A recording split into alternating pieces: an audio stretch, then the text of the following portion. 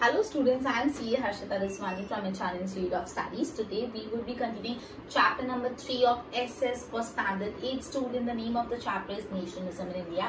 हमने इस चैप्टर की ऑलरेडी एक वीडियो बना दी है. इन आवर वीडियो नंबर 1 हमने नेशनलिज्म क्या होता है वो पढ़ा था. नेशनलिज्म को इफेक्ट करते कौन कौन से फैक्टर्स होते हैं, political factor, economical reasons and newspaper, literature, ये सारी चीजें हमने पढ़ी थी. आफ्टर दैट हमने इंडियन नेशनल कांग्रेस कब बनी थी, एओ यूंग ने उनको बनाया था इंडियन नेशनल कांग्रेस को दिसंबर में, राइट.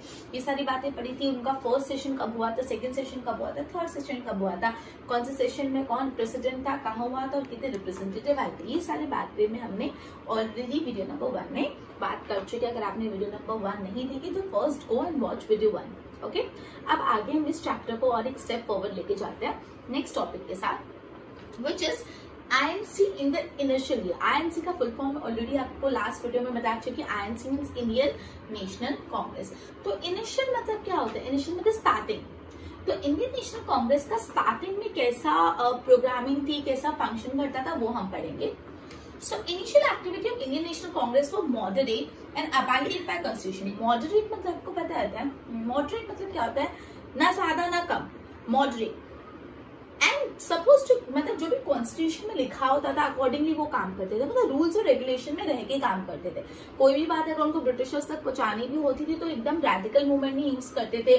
जैसे एक्सट्रीमिस्ट नहीं थे कि बम फेंक दिया या नारे लगाना चालू कर दिए, नहीं. वो लोग प्रॉपर एक फॉर्मल वे में लॉ के दायरे में रह के बात करते थे. ठीक है. It include putting up demand for more political right. अब कौन कौन सी डिमांड आईएनसी ने इनिशियल ईयर्स में की थी, तो आईएनसी ने इनिशियल ईयर में ये डिमांड की थी कि उनको ज्यादा पॉलिटिकल राइट चाहिए, इकोनॉमिक और सोशल ग्रोथ चाहिए और एजुकेशन का डेवलपमेंट चाहिए. ये सारी बात उन्होंने रखी. ठीक है. उन्होंने मॉडरेट स्ट्रैटेजी फॉलो की और उन्होंने गवर्नमेंट के पास, ब्रिटिशर्स के पास ये मांग रखी कि उनको ज्यादा पॉलिटिकल राइट चाहिए, इकोनॉमिक और सोशल ग्रोथ चाहिए and also they need a good development of education. Among other demand, और भी क्या डिमांड थी, inclusion of more Indian in government service. जो गवर्नमेंट की जॉब है उसमें ज्यादा इंडियंस होने चाहिए, ये बात भी उन्होंने रखी. Date reduction of expenditure on military and other administrative department. जो ब्रिटिशर्स अपनी मिलिट्री पे इतना ज्यादा खर्चा करते थे उस पर कम खर्चा करो, ये बात भी उन्होंने रखी. साथ ही साथ डेट रिलीफ टू फार्मर्स को जो कर्ज में डूब गए उनसे थोड़ा रिलीफ दो, ये बात भी रखी. Revival of cottage industry. जो कॉटेज इंडस्ट्री हमारी इंडिया की पूरी खराब होगी उसको वापस रिवाइव करो. The Britishers turn down this demand. Turn down मतलब मना कर दिया, कोई डिमांड मानी नहीं. ब्रिटिशर्स ने सारी डिमांड टर्न डाउन कर दी. तो अगर ऐसा अपन को बोलना हो कि उसने मेरी डिमांड मानी नहीं तो अपन क्या बोलेंगे, ही और she turn down the demand. Turn down करना मतलब नहीं मानना. However, these demand laid a strong foundation for the future struggle. इनमें से कोई डिमांड मानी तो नहीं गई, बट इसका फायदा ये हुआ कि जो फ्यूचर में स्ट्रगल होने वाली थी उसकी एक नींव बन गई, उसकी एक फाउंडेशन बन गई, right.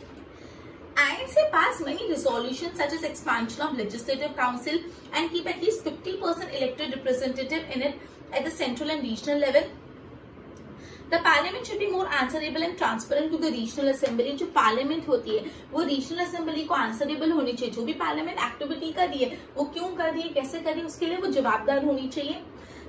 Due to the demand of INC, the British government granted more freedom to press and granted more personal liberty and freedom of speech to the people of India. तो बेसिकली ये जो INC की demand put forward है उस वजह से क्या हुआ, INC की डिमांड के कारण ब्रिटिशर्स ने फ्रीडम ऑफ प्रेस दिया. फ्रीडम ऑफ प्रेस मतलब क्या होता है, जो मीडिया है, प्रिंट मीडिया हो गया या तो विजुअल मीडिया हो गया, जो मीडिया है उनको फ्रीडम दिया, प्रेस को फ्रीडम दिया. मतलब उनको जो छापना है, जो पब्लिश करना है वो कर सकते हैं. और क्या मिला, पर्सनल लिबर्टी, लोगों को फ्रीडम ऑफ स्पीच मिला. INC inspired many educational youth and fostered nationalism in educated class.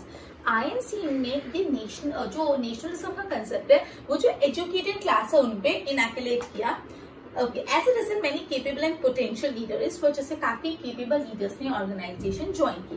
तो ये सारी बातों की क्रक्स को मैं अब सम अप करिए, पूरा ध्यान यहाँ पे देना. हमने पढ़ा है इनिशियल INS का क्या क्या कंसेप्ट है. तो इनिशियली INS ने कौन सा अप्रोच फॉलो किया, मॉडरेट की रेडिकल मॉडरेट. उन्होंने मॉडरेट अप्रोच फॉलो किया एंड दैट इज दे वर वो रूल्स और रेगुलेशन से अबाइड कर रहे थे इन अवर कॉन्स्टिट्यूशन, राइट. अब कौन कौन से उन्होंने डिमांड पुट फॉरवर्ड की, बहुत सारे डिमांड है, मैं 4-5 स्पेसिफाई कर लेती, फिर आप सारे लर्न करना। उन्होंने ये डिमांड किया कि मोर पॉलिटिकल राइट्स, ज्यादा पॉलिटिकल राइट चाहिए, इकोनॉमिक एंड सोशल ग्रोथ होना चाहिए, डेवलपमेंट ऑफ एजुकेशन का डेवलपमेंट होना चाहिए। उसके बाद जो दूसरी डिमांड थी, उन्होंने बोला मोर इंडियंस इन गवर्नमेंट सर्विस, जो गवर्नमेंट सर्विस है उसमें ज्यादा इंडियंस होने चाहिए। ओके, उसके बाद मिलिट्री पे खर्चा कम करो, reduction in expense on military पे खर्चा कम होना चाहिए। कॉटेज इंडस्ट्री रिवाइव होनी चाहिए, revival of cottage industry and debt relief to farmer, और फार्मर्स को कर्ज से थोड़ा रिलीफ दो।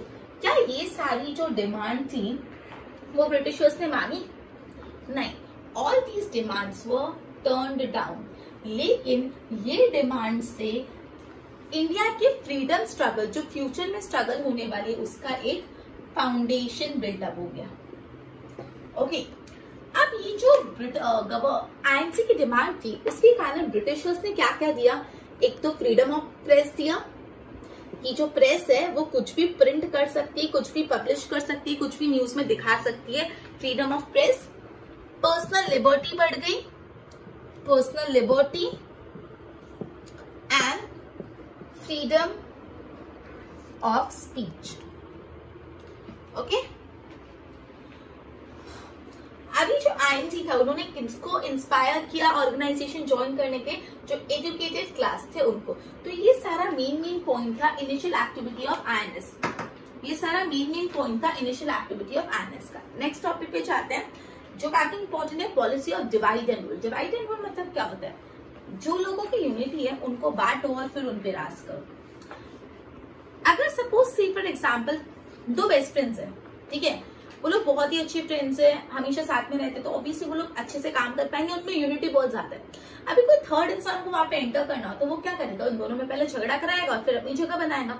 जैसे आपने वो बिल्ली वाली कहानी भी सुनी होगी, दो बिल्ली रोटी के लिए लड़ रही थी, बंदर आया रोटी ले गया। वही डिवाइड एंड रूल, बिल्ली बंदर वाला ही कंसेप्ट है। मतलब ब्रिटिशर्स क्या करते थे, इंडिया के लोगों में फूट डलवाते थे और उन लोगों को आपस में लड़वाते थे और फिर रूल करते थे। ठीक है, तो इसको बोलते हैं policy of divide and rule. पहले बांटो और फिर रूल करो, क्योंकि बांटे बिना तो इतनी स्ट्रॉन्ग यूनिटी में रूल करना पॉसिबल नहीं है। तो पहले बांटो और फिर रूल करो। ठीक है, तो देखते हैं policy of divide and rule. The initial support by the British government to INC soon turn into hostility. शायद से आपको दिख रहा होगा यहाँ पे इन्होंने ब्रिटिशर्स ने हमको फ्रीडम ऑफ प्रेस दिया, पर्सनल लिबर्टी दिया, फ्रीडम ऑफ स्पीच दिया। इसका मतलब जो ब्रिटिशर्स थे उन्होंने आईएनसी को सपोर्ट किया, तो हाँ सपोर्ट किया, लेकिन ये जो इनिशियल सपोर्ट था आईएनसी को, थोड़े टाइम के बाद वो हॉस्टाइल बन गया। हॉस्टाइल मतलब वो चीज उनका अग्रेशन बन गया, गुस्से में कन्वर्ट हो गया, वो सपोर्ट पूरा लूज हो गया। British officials used to attend the session of INC, but later on government banned the practice. Governor General Lord Curzon took certain steps against the interest of national integrity and ignored the opinion of Indian. He partitioned Bengal in the year 1905 as a policy of divide and rule. मतलब पहले जो Britishers थे वो INC की meetings sessions attend करते थे, लेकिन अब उन लोगों को पता चल गया अगर ऐसे ही चलता रहा तो इंडियन तो और ज्यादा स्ट्रांग हो जाएंगे, हमको तो टाटा बाय बाय जाना पड़ेगा। तो लॉर्ड कर्जन ने अपना दिमाग लगाया और दिमाग लगाते लगाते वो एक मस्त कंसेप्ट है divide and rule. As a part of divide and rule उन्होंने सबसे पहला स्टेप क्या किया, बंगाल जो सबसे पावरफुल प्रोविजन था, प्रोवाइड था फॉर नेशनलिस्ट एक्टिविटी, जहाँ पे सबसे ज्यादा नेशनलिस्ट एक्टिविटी होती थी, उसको बांट दिया। ठीक है, अब ये बंगाल का डिवीजन कब हुआ, क्या हुआ, वो अभी अपन पढ़ेंगे, जो one of the very important topic है, पार्टीशन ऑफ बंगाल। तो let us begin.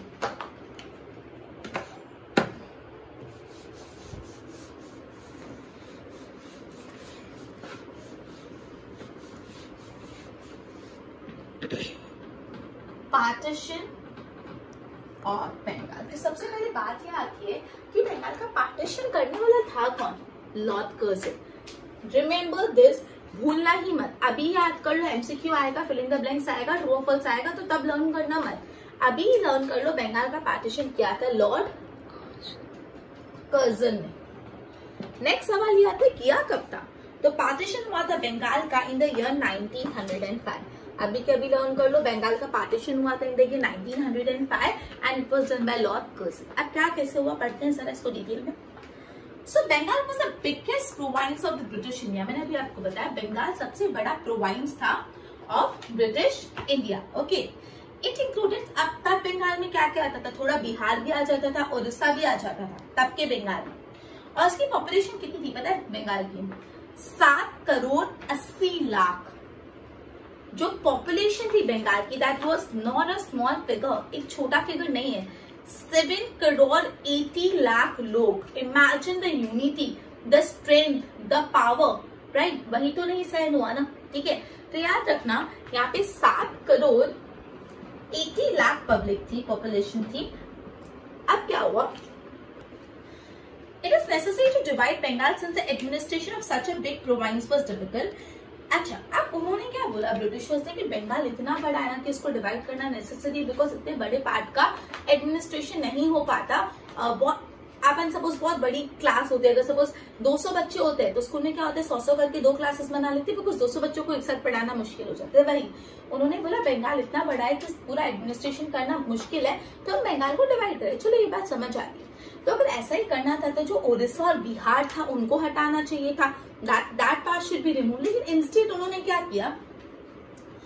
instead of removing parts of Bihar and Orissa, Eastern Bengal with a majority of Muslim population was separated from it. उन्होंने पूरा का पूरा eastern Bengal को separate कर दिया। वो ईस्टर्न बंगाल में मेजोरिटी कौन सी पॉपुलेशन थी? Muslim population. मतलब उन्होंने हमारे सेंटिमेंट्स के साथ खेला, दैट इज हिंदू मुस्लिम को अलग कर दिया, ठीक है? उन्होंने जिस प्रोविंसेस में हिंदू मुस्लिम साथ में रहते थे खुशी खुशी, उसमें से मुस्लिम्स को अलग कर दिया। तो ऑटोमेटिकली कास्ट का जो डिफरेंस है वो क्रिएट कर दिया, ठीक है? तो उन्होंने पूरा कौन सा पार्ट सेपरेट किया, कौन सा पार्ट डिवाइड किया? ईस्टर्न बंगाल। और ईस्टर्न बंगाल में मोस्टली कौन सी पॉपुलेशन थी? Muslim population. Okay okay. अब Bengal was the most active province of nationalist activity at that time. मैंने आपको बताया बंगाल में ना सबसे ज्यादा नेशनलिस्ट एक्टिविटी होती थी। The main intention of Lord Curzon was to promote communal difference between the Hindu and Muslim. Okay, और इस तरह से वो लोग पॉलिटिकल अवेकनिंग को वीकन करना चाहते हैं। मतलब बेसिकली लॉर्ड कर्जन ने जो पार्टीशन किया, उनका मेन मकसद क्या था? Hindu Muslim that is communal difference create करना, कम्युनिटी में डिफरेंस क्रिएट करना, और जो पॉलिटिकल अवेकनिंग इंडिया में चल रही थी उसको तोड़ देना, ठीक है? अगर से फॉर एग्जांपल कोई आपके खिलाफ 4 लोग खड़े, अगर सपोज आपके 4 फ्रेंड्स है, सब आपके अगेंस्ट है कि नहीं इसने गलत किया, इसने गलत किया, और तुमको दिख रहा है वो चारों में बहुत यूनिटी है, तो तुम लोग क्या करोगे? 2 लोगों को अपने साइड कर लो, मतलब उन दोनों को, चारों को 2-2 में अलग कर लो, तो उनकी यूनिटी टूट जाएगी। तो उन्होंने यही किया, उन्होंने कम्युनल डिफरेंस क्रिएट करने की कोशिश की मुस्लिम कम्युनिटी को सेपरेट करके, ठीक है? National leaders and the common people understood the intention behind the partition and oppose it. अब ये सारी बातें हमको तो समझ आ गई, लीडर्स को भी समझ आ गई, उन्होंने पार्टीशन को अपोज किया। आगे क्या हुआ पढ़ते हैं। ओके, अब आ जाते हैं नेक्स्ट टॉपिक पे जो इसके रिलेटेड है, बैंग भांग मूवमेंट। बैंग भांग मूवमेंट, ठीक है? तो नाम ध्यान रखना, बैंग मूवमेंट, बैंग बैंग नहीं है, बैंग बैंग मत लिख देना, मूवी नहीं है, बैंग भांग मूवमेंट। क्या था ये मूवमेंट में, क्या हुआ पढ़ते हैं जरा। People opposed the effort to break the unity and integrity of Bengal by rally, demonstration and by distributing pamphlet, Vande Mataram song from the novel Anand Man Frit. Okay, sorry, पहले इतना। Basically ये बंगाल की partition को लोगों ने oppose करने की बहुत कोशिश की, और अपोज करने के लिए रैली लगाए, डेमोन्स्ट्रेशन किए, नारे लगाए कि नहीं ये गलत है। और क्या हुआ? जो वंदे मातरम सॉन्ग है फ्रॉम द नॉवल आनंद मत रिटन बाय बंकिम चंद्र चट्टोपाध्याय। आपको पता है वंदे मातरम जो है वो इन्होंने लिखा है बंकिम चंद्र चट्टोपाध्याय। तो बेसिकली ये जो वंदे मातरम सॉन्ग है नॉवल से लिया हुआ था, आनंद मत, ठीक है? became popular slogan during the protest. जब ये प्रोटेस्ट चल रहा था तो सब वंदे मातरम गाने गाते थे, ठीक है? सो जो वंदे मातरम है ना, written by Bankim Chandra Chattopadhyay, taken from the novel Anand Math, ये स्लोगन बन गया ड्यूरिंग दिस प्रोटेस्ट। तो अगर आपसे पूछे कि बैंग भांग मूवमेंट में या तो in the protest to oppose the partition of Bengal, क्या स्लोगन बन गया? तो वंदे मातरम स्लोगन बन गया, ठीक है? The nation was swept by the strong wave of nationalism. People in the Bengal observed the day of implementation of partition. Okay, ठीक है. तो जिस दिन बंगाल का पार्टीशन हुआ वो दिन नेशनल मोर्निंग डे मनाने का. मोर्निंग मतलब शोक, मौन करना मतलब शोक मनाना, कोई बुरी चीज का दुख व्यक्त करना. तो जिस दिन बंगाल का पार्टीशन हुआ उस दिन पूरे के पूरे देश में मोर्निंग डे मनाया गया, दुख का दिवस मनाया गया, शोक का दिवस मनाया गया.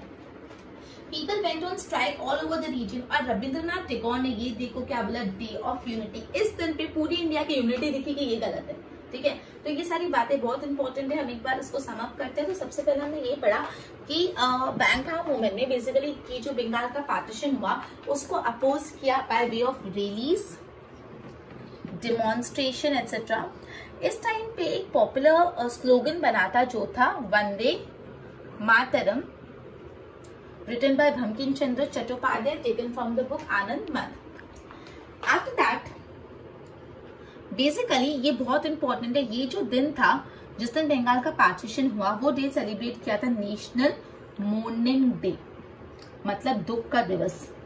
और रविंद्रनाथ टैगोर ने इस दिन को बोला डे ऑफ यूनिटी. इस दिन पूरे इंडिया एकत्रित होके इस चीज को अपोज किया, that is day of unity. तो आपको पूछेंगे कि the day of partition of Bengal को सेलिब्रेटेड एज डैश डे. तो आंसर है नेशनल मोर्निंग डे. मतलब ये ऐसा है ना, आपको हर जगह आई जाएगा, मतलब ये हर इंसान की बुक में होगा, हर जगह होगा, एवरीवेयर, कि बंगाल का पार्टीशन कब क्या कैसे सेलिब्रेट किया था, एज कैसे ऑब्जर्व किया था, नेशनल मोर्निंग डे. तो this you need to memorise it right now, right here. जब आप अपनी नोटबुक में लर्न करो तो आपको कुछ अलग नहीं लगना चाहिए. और रविंद्रनाथ टैगोर ने इस दिन को क्या बोला, डे ऑफ यूनिटी. हमने बंगाल का पार्टीशन कैसे हुआ, बंगाल के पार्टीशन के बाद कैसे रिवॉल्ट हुई, वो सब पढ़ा. अब हम आ जाते हैं स्वदेशी movement. Just a minute.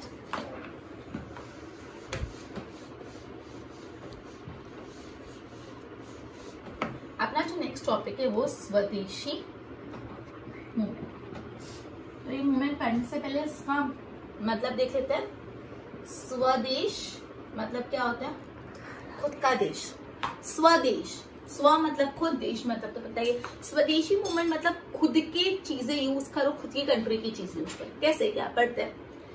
It was decided to intensify the movement against partition of Bengal and expanded these. देखो बंगाल का पार्टीशन हुआ और उस पार्टीशन को अपोज करते हुए कौन सा मूवमेंट अपन ने पढ़ा, बैंग भांग मूवमेंट. अब इस चीज को और तेजी देनी थी, और रफ्तार देनी थी, और इंटेंसिफाई करना था, इससे स्वदेशी मूवमेंट चालू हुआ. अब बहुत इंपॉर्टेंट बात बता रही हूँ, बहुत ध्यान से सुनना, इंपॉर्टेंट है. ये जो स्वदेशी मूवमेंट था उसके मेन कैरेक्टरिस्टिक क्या थे. ये मूवमेंट के, स्वदेशी मूवमेंट के 3 मेन कैरेक्टरिस्टिक थे जो आपको right now right here learn कर देना है, वापस लर्न करने की जरूरत नहीं पड़नी चाहिए. तो सबसे पहला मूवमेंट ये था, ऑब्जेक्टिव ये था, to trade and use Indian goods only. सिर्फ और सिर्फ खुद के देश का सामान यूज करो, बाहर के देश का सामान मत यूज करो. तो दैट इज टू ट्रेड. खरीदो बेचो भी अपने देश का सामान और यूज भी अपने देश का सामान को. To trade and use Indian goods. Indian goods that is swadeshi goods. Second, to boycott imported good. जो बाहर से सामान है उसको बॉयकॉट कर लो, नहीं हम यूज ही नहीं करेंगे, निकलो, बॉयकॉट कर लो. To boycott imported goods. And third one is to acquire national education and boycott English education. हमारे कंट्री की एजुकेशन लो और इंग्लिश एजुकेशन को बॉयकॉट करो. तो क्या चीज एक्वायर करनी है, क्या लेना है, नेशनल एजुकेशन, और क्या चीज बॉयकॉट करनी है, इंग्लिश एजुकेशन. सिंपल. तो जस्ट अ मिनट और अभी आपका लर्न हो जाएगा what were the 3 characteristic of स्वदेशी मूवमेंट. तो सबसे पहले अपना यूज करो, दूसरों का हटाओ, बस यही है. So to trade and to use the Indian goods. हमको इंडियन गुड्स में ही ट्रेडिंग करनी है और वही यूज करना है. और क्या करना है, to boycott the imported goods. Third one, to acquire national education and to boycott English education. बहुत सिंपल था. Okay, so one more time अभी के भी लर्न हो जाना चाहिए. आप सबको मेरे साथ इसको रिवाइज करना है. Let us begin. 1 2 3 4. First, to trade and to use Indian goods. Second, to boycott imported goods. Third, to acquire national education and to boycott English education. Simple. आगे बढ़ना. To achieve this goal, अब ये goal achieve करने के लिए कुछ तो करना पड़ेगा. तो एक कमेटी बिठाई. ठीक है। A committee was formed under the leadership of renowned member of INC like Surendra Nath Banerjee, Bipin Chandra Pal, Aurobindo Ghosh. मतलब ये सारी चीजों को मूवमेंट के लिए कमिटी बनाई और वो कमिटी के लीडर्स कौन थे? Surendra Nath Banerjee, Bipin Chandra Pal, Aurobindo Ghosh. They urged the Indian to boycott foreign clothes and use स्वदेशी clothes। उन्होंने इंडियंस को प्रार्थना की, अर्ज किया, रिक्वेस्ट की कि आप इंडियन गुड्स यूज करो और फॉरेन गुड्स को बॉयकॉट करो। Through articles in newspaper, procession, public meeting, folks or people were made to understand the importance of using स्वदेशी goods। अलग अलग आर्टिकल्स लिख के, प्रोसेशन रैली निकाल के, प्रोसेशन मतलब रैली निकालना, पब्लिक मीटिंग करके लोगों को इकट्ठा करते थे और लोगों को समझाते थे, गाने बनाते थे, फोक सॉन्ग बनाते थे और इन सब द्वारा उन्होंने लोगों को समझाया कि स्वदेशी गुड्स यूज करना कितना इंपॉर्टेंट है, right. Factories were started to produce swadeshi goods. अब ऑब्वियसली अगर खुद के कंट्री का गुड्स यूज करना तो फैक्ट्री तो एस्टैब्लिश होगी जो अपने कंट्री का गुड्स बनाएगी, तो ऐसी फैक्ट्रीज एस्टैब्लिश की जो खुद के कंट्री का गुड्स बनाती है। Imported goods like textile, salt, sugar from England decrease and the sale of Indian goods increase. Imported goods का यूज कम हो गया, इंडियन गुड्स का सेल बढ़ गया। द स्वदेशी मूवमेंट दूसरे पार्ट ऑफ द कंट्री में भी स्प्रेड हुआ। तो समझ आया स्वदेशी मूवमेंट के 3 कैरेक्टरिस्टिक। उसके बाद क्या हुआ, एक कमिटी बैठाई थी, कमिटी के लीडर्स कौन थे? सुरेंद्र नाथ बनर्जी, बिपिन चंद्र पाल, अरविंद घोष। इन्होंने क्या किया, ये लोगों तक गए, इंडियन पीपल के पास, उनको अर्ज किया कि आप स्वदेशी गुड्स यूज करो और ब्रिटिश गुड्स को, इंपोर्टेड गुड्स को बॉयकॉट करो। काफी ज्यादा फैक्ट्रीज बनने लगे जो इंडियन गुड्स बनाती है। अल्टीमेटली क्या हुआ, जो इंपोर्ट था कम हो गया और खुद के कंट्री का गुड्स का यूसेज बढ़ गया। क्या तो ये स्वदेशी मूवमेंट। आगे बढ़ने से पहले एक बार मैं रिवाइज करा देती हूँ। हमने ये करा कि जो आईएनसी की इनिशियल एक्टिविटीज कैसी थी वो, फिर बंगाल का पार्टीशन पढ़ा, फिर बैंग भांग मूवमेंट पढ़ा, स्वदेशी मूवमेंट। ओके, नेक्स्ट टॉपिक है नेशनल एजुकेशन। नेशन मतलब कंट्री, कंट्री की education, that is Indian education. उसके बारे में पढ़ते हैं।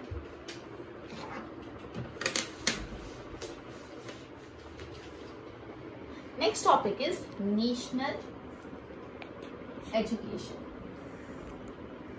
ठीक है, पढ़ते हैं। The third feature associated with the स्वदेशी मूवमेंट। थर्ड फीचर ये तो था कि तुम लोग नेशनल एजुकेशन अक्वायर करो और जो फॉरेन एजुकेशन है उसको बॉयकॉट करो। तो यही बोला, student took active part in Banga bhang movement. As a result many punitive actions were such as. अब देखो जो बैंग भांग मूवमेंट होता है, याद है बैंग भांग मूवमेंट कौन सा था? जो पार्टीशन ऑफ बंगाल को अपोज करता हुआ मूवमेंट था, बैंग भांग मूवमेंट। सो इस बैंग भांग मूवमेंट में काफी स्टूडेंट्स ने पार्टिसिपेट किया। इसकी वजह से बहुत प्यूनिटिव एक्शन लिए। प्यूनिटिव मतलब पनिशेबल।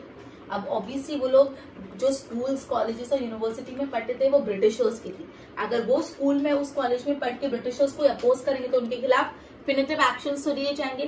तो बहुत सारे पिनिटिव एक्शन लिए गए, जैसे उनको फाइन लगाया, उनको कॉलेज से निकाल दिया। This call for an optional arrangement for national school. अब अगर ब्रिटिश कॉलेज, ब्रिटिश स्कूल से निकाल देंगे तो अब अपन को कुछ ऑल्टरनेटिव तो ढूंढना पड़ेगा। तो इस वजह से एक दूसरा कॉन्सेप्ट है, मतलब नेशनल एजुकेशन, दैट इज अपने कंट्री के स्कूल बनाए। In 1907, 25 national secondary school and 300 national primary school became funded in Bengal। मतलब बोला है कि ये जो बैंग भांग मूवमेंट था, बैंग भांग मूवमेंट बार बार बता रही, वो मूवमेंट है जिसने बंगाल के पार्टीशन को अपोज किया। इस मूवमेंट में काफी स्टूडेंट्स ने पार्टिसिपेट किया। इस वजह से उनके खिलाफ काफी पिनिटिव एक्शंस लिए उनके स्कूल और उनके कॉलेजेस ने, बिकॉज वो स्कूल और कॉलेजेस ब्रिटिशर्स के थे। उनको फाइन लगाया किया या तो एक्सपेल ही कर दिया, निकाल दिया कॉलेज से। अब क्या हुआ, इस वजह से हमको नेशनल स्कूल कॉलेज बनाने पड़े अपने कंट्री का, जहाँ पे पढ़ाई कर पाए। तो बंगाल में in the year 1901 25 secondary school खुले और 300 प्राइमरी स्कूल खुले। इन द ईयर, बहुत important, in the year 1901 25 secondary schools open हुए थे बंगाल में, 25 secondary and 300 primary school. Rabindranath Tagore started Vishwa Bharati school in Shantiniketan in the year 1901। Rabindranath Tagore ने भी एक स्कूल चालू किया था जिसका नाम था विश्व भारती स्कूल, और कहाँ पे स्टार्ट हुआ था? शांति निकेतन में। तो शांति निकेतन में विश्व भारती स्कूल चालू हुआ था इन the year same year 1901। British government failed in subsidizing the Bang Bang movement. Finally, the British government had to cancel the partition of Bengal, and it's a victory. Bengal का पार्टीशन फाइनली कैंसिल हो गया because of this Bang bhang movement. 1911 में बंगाल का partition cancel हो गया। तो ध्यान रखना 1911 में बंगाल का पार्टीशन कैंसिल हो गया। बंगाल का पार्टीशन अनाउंस कब हुआ था? 1905 और 1911, 6 साल में ये पार्टीशन कैंसिल हो गया। हमारा बैंगहाम movement was a victory, right? It is a historical and memorable victory of people of Bengal and that was achieved through a peaceful and non-violent peace. ये जो बेसिकली विक्ट्री थी, ये बहुत बड़ी अचीवमेंट थी बंगाल के लोगों के लिए, जो उन्होंने एक नॉन वायलेंट वे में अचीव की थी। ठीक है, तो ये अपन ने पढ़ा कि बैंगहाम मूवमेंट के दौरान काफी स्टूडेंट्स ने पार्टिसिपेट किया, उनको स्कूल से निकाल दिया, कॉलेज से निकाल दिया। तो अब हमारे कंट्री में नेशनल स्कूल्स खुले, 25 सेकेंडरी, 300 प्राइमरी स्कूल खुले। रविंद्रनाथ टैगोर ने भी एक स्कूल ओपन किया, विश्व भारती शांति निकेतन में, 1901। अल्टीमेटली बैंगहाम मूवमेंट का प्रेशर इतना ज्यादा था ब्रिटिशर्स पे कि ब्रिटिशर को ना चाहते हुए भी बंगाल का पार्टीशन कैंसिल करना पड़ा इन द ईयर 1911। ये हमारे लिए बहुत बड़ी विक्ट्री मानी जाएगी जो हमने नॉन वायलेंट वे में अचीव। ओके, और ये जो विश्व भारती स्कूल में बताया उसके बारे में थोड़ा और पढ़ लेते हैं। द विश्व भारती विद्यालय started in Shantiniketan by Rabindranath Tagore was conferred the status of Central Vishwa Bharati University in the year 1915. The विश्व भारती स्कूल को सेंट्रल विश्व भारती यूनिवर्सिटी बना दिया in the year 1951. And the students are taught to become self-reliant, proper conduct of behavior. Okay. अच्छा, अब आते हैं extremist की बात। एक्सट्रीमिस्ट कौन होते हैं? जिनको साम दाम दंड भेद कैसे भी करके फ्रीडम चाहिए। Anyhow they would cross every line to attain freedom. ठीक है, दे डोंट अबाइड रूल्स, वो लोग एक दायरे में रह के नहीं काम करते, दे क्रॉस दैट लाइन और उनको फ्रीडम चाहिए। एक्सट्रीमिस्ट, उनके बारे में पढ़ते हैं। Leaders like Dadabhai Naoroji, Surendranath Banerjee, Gopal Krishna Gokhale, Firoz Shah Mehta, they believe in acquiring right through constitutional measure. ये मानते थे हाँ हमको भी अपने हक चाहिए, लेकिन एक कॉन्स्टिट्यूशन के दायरे में रह के चाहिए। और इनको बोला जाता था मॉडरेट्स, बिकॉज वो अपना मॉडरेट एटीट्यूड प्रेजेंट करते। ठीक है, तो मॉडरेट मतलब ऐसे लीडर्स जो जिनको अपनी राइट्स चाहिए लेकिन according to the rules and regulation of constitution, एक लॉ के दायरे में। The moderate prepared a strong ground for national awakening by uniting education middle class. ये मॉडरेट ने पूरे कंट्री में बहुत ज्यादा एक अवेकनिंग पैदा की, एक जागरूकता पैदा की कि नहीं हमको इंडिपेंडेंस चाहिए। बेसिकली जो एजुकेटेड क्लास था उनको जागरूक किया। उन्होंने एक सेल्फ रूल का बीज बोया, डेमोक्रेसी का बीज बोया। The outcome of the work from the group of Indian youth who were enthusiast, awaken and confident. उनके एफर्ट से मॉडरेट, पहले तो क्या था किसी को पड़ी नहीं थी, सब नॉर्मल था। मॉडरेट्स ने क्या किया, कॉन्स्टिट्यूशनल मेजर्स के थ्रू लोगों में एक फीलिंग कल्टिवेट की कि नहीं हमको हमारे राइट्स चाहिए, लेकिन कैसे? By rules and regulation, right? जो एजुकेटेड पीपल थे, जो इन सब चीजों में इन्वॉल्व भी नहीं होते थे, उन लोगों को इस तरफ खींच के आए अपनी कंट्री को इंडिपेंडेंस दिलाने के लिए। बेसिकली जो डेमोक्रेसी का बीज है ना, वो मॉडरेट्स ने सो किया। अब एक new class of like leaders emerge हुए जिनको हम बोलते हैं extremist. Moderate leaders, in contrast to moderate ideology, there was a group of 3 leaders, Lal, Bal and पाल। ये आपने वर्ड सुना होगा, Lal, Bal and Pal. Lal, that is Lala Lajpat Rai from Punjab. Bal, Bal Gangadhar Tilak from Maharashtra. And Pal, that is Bipin Chandra Pal from Bengal. ठीक है, तो लाल, बाल, पाल के बारे में पढ़ते हैं।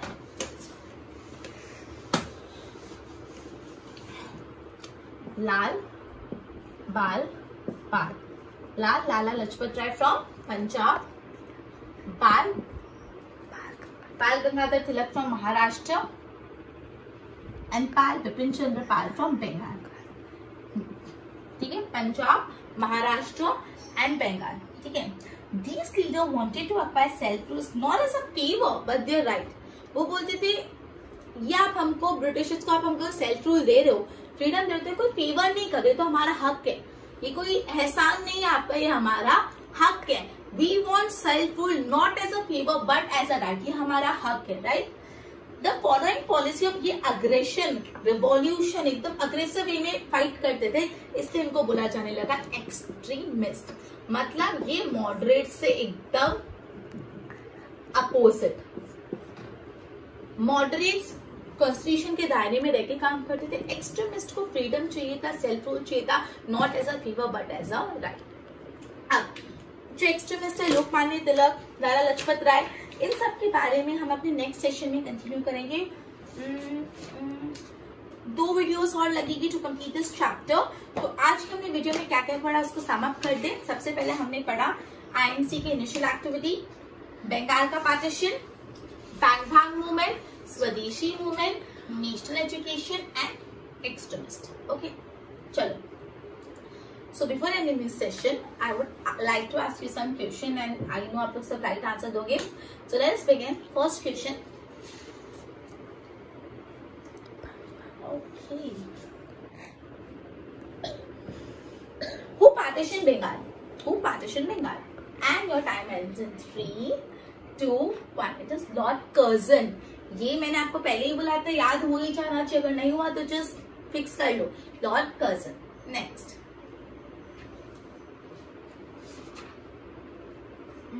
Which song became the slogan of protest during Bang Bang movement? Which song became the slogan of protest during Bang Bang movement? And your time ends in 3, 2, 1. And the answer is Vande Mataram. Good. Next, a very simple one. इसका answer आना ही चाहिए। It is compulsory for all of you. इसमें option ही नहीं आने वाला। The day of partition of Bengal was observed as dash day. The day of partition of Bengal was observed as dash day. And your time ends in 3, 2, 1. It is National Mourning Day. That is शोक का दिवस। Next one is, who were the 3 extremist leaders? Who were the 3 extremist leaders? And your time ends in 3, 2, 1. It is Lal, Bal and Pal. So whether students काफी अच्छे से आप लोगों ने जवाब दिया होगा। आई होप आप लोग के चैप्टर काफी अच्छे से समझ आ रहा होगा। समझो कि अच्छे से तो पढ़ोगे अच्छे से, लर्न इजी होगा। So with this we would be ending our session and continue with video number 3 in our next session. Till then, goodbye.